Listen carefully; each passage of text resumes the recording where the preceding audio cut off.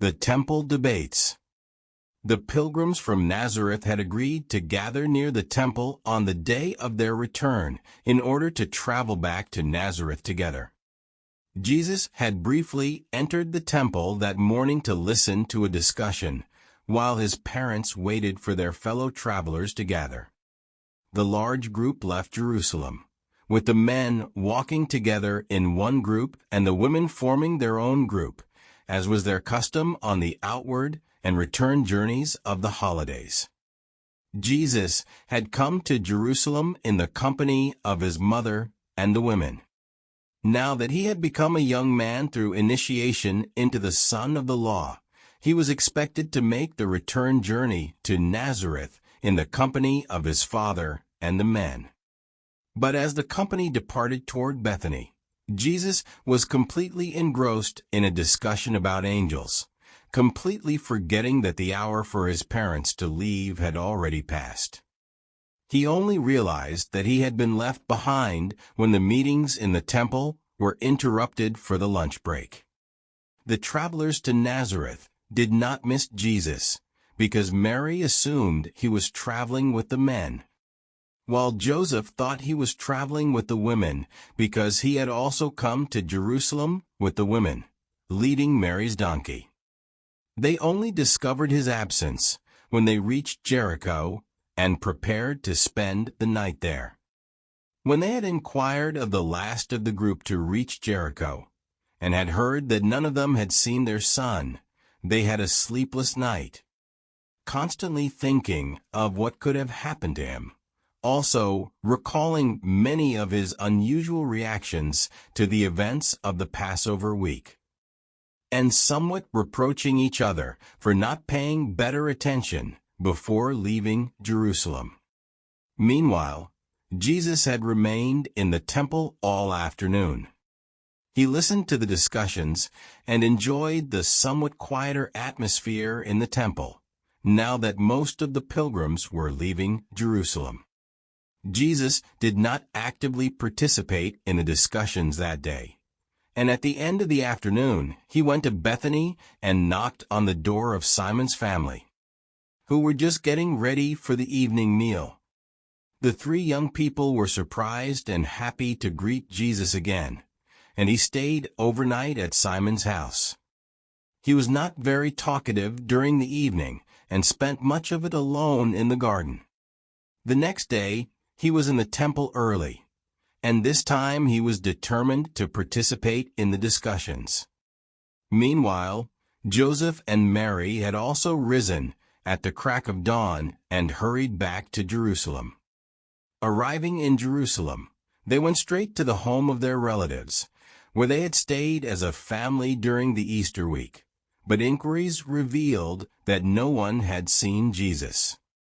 They searched the rest of the day, but found no trace of him, and in the evening, they returned to their relatives for the night. On the second day, Jesus began to ask questions and participated in the discussions in the temple in a way that amazed the hearers. Sometimes his sharp questions somewhat embarrassed the rabbis, but his youthful honesty disarmed them, and his visible hunger for knowledge made most of the teachers in the temple willing to treat him with all consideration. However, when he dared to question the justice of putting to death a drunken Gentile, who had wandered outside the court of the Gentiles and unknowingly entered the forbidden and supposedly holy places of the temple, one of the less tolerant teachers lost patience with the boy because of the criticism in his questions. Looking down on him angrily, the teacher asked him where he came from. Jesus answered, "From Nazareth." Then all the teachers laughed and mockingly said, "We could have known that. He is from Nazareth." But the leader of the discussion said that Jesus could not be blamed for the fact that the liberal rabbis in Nazareth had allowed him to succeed. And it was decided that the boy could continue to participate in temple discussions as a disciple unhindered. When this second day in the temple ended, he again went to Bethany to spend the night. And again he went out into the garden to think and pray. It was clear that his thinking was preoccupied with great things. On the third day after Passover, Jesus went to the temple to participate in a debate. That day, many spectators showed up who had heard about this boy from Galilee. Most came out of excitement because they wanted to see how a boy could embarrass the wise men of the law. Simon also came from Bethany to see what his boy guest was up to.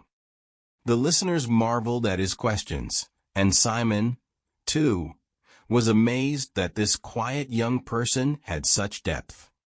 For more than 4 hours, the boy from Nazareth overwhelmed these Jewish teachers with profound, conscientious questions.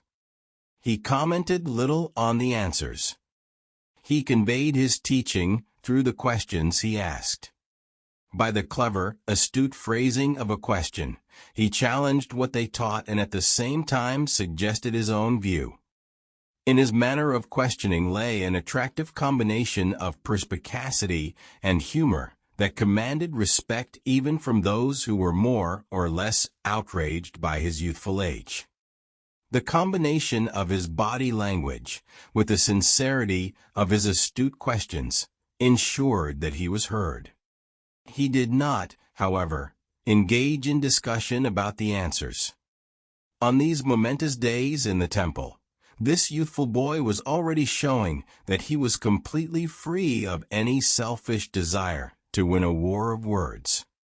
His supreme interest concerned only one thing: proclaiming eternal truth to bring about a fuller revelation of the eternal God. With the discussion in the afternoon, they had hardly begun to answer his question about the purpose of prayer when the leader invited the boy to come forward and asked him to explain his own views on prayer and worship of God. Joseph and Mary had searched everywhere until, in the end, they were about to leave Jerusalem when they learned that Jesus was taking part in the temple talks. They rushed to the courts of the temple, and to their relief and amazement, they heard the voice of their missing boy, and they saw him sitting in the midst of the learned rabbis. Joseph was speechless, but with Mary, the emotions came right out. She rushed to the boy, who rose to greet his astonished parents, and said, "Child, why have you treated us this way? We have been worried for 3 days, and we have looked everywhere for you. What possessed you to leave us?" It was a moment of tension. Everyone looked at Jesus to hear what he would say. His father looked at him reproachfully, but said nothing. His mother reprimanded him not too gently in the presence of all the people assembled there, while he was diligently engaged in the loftiest cause in his young life. And so Mary made an inglorious end to one of the most auspicious opportunities ever afforded him on such a stage. To reveal at the center of the Jewish religion the loving character of his Father in heaven. However, the boy was up to the situation.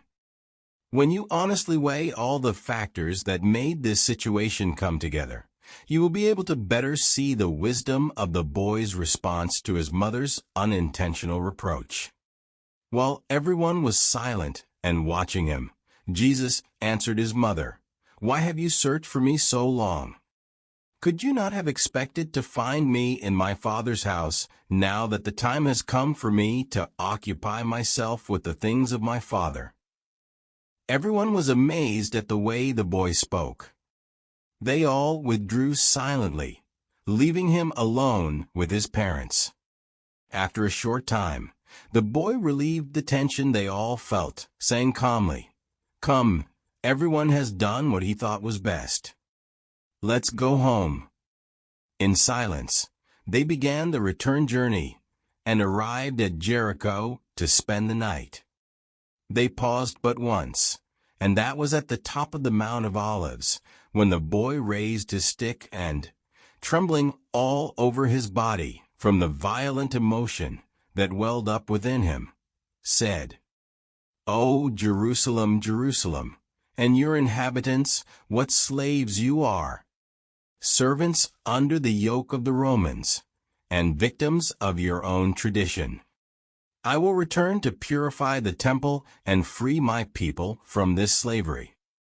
During the 3-day journey to Nazareth, Jesus said little, nor did his parents say much in his presence. The behavior of their firstborn son was totally incomprehensible, but they kept his words as a treasure in their hearts, even though they could not fully understand their meaning. When they were at home, Jesus made a brief statement to his parents. He assured them that he loved them and added that they did not need to be afraid that his behavior would once again cause them anxiety. He concluded this important statement by saying, "Although I must do the will of my Father in heaven, I will also be obedient to my Father on earth. I will bide my time." Although, in his thoughts, Jesus often did not agree with the well-meaning but misguided attempts of his parents to prescribe to him how he should think or how he should frame his plans for his work on earth. In every way possible, he conformed to his parents' desires and to what was customary. As far as it could be reconciled with his devotion to doing the will of his Paradise Father, he did so in the most courteous manner. Even when he could not agree to something, he did all that was possible to conform.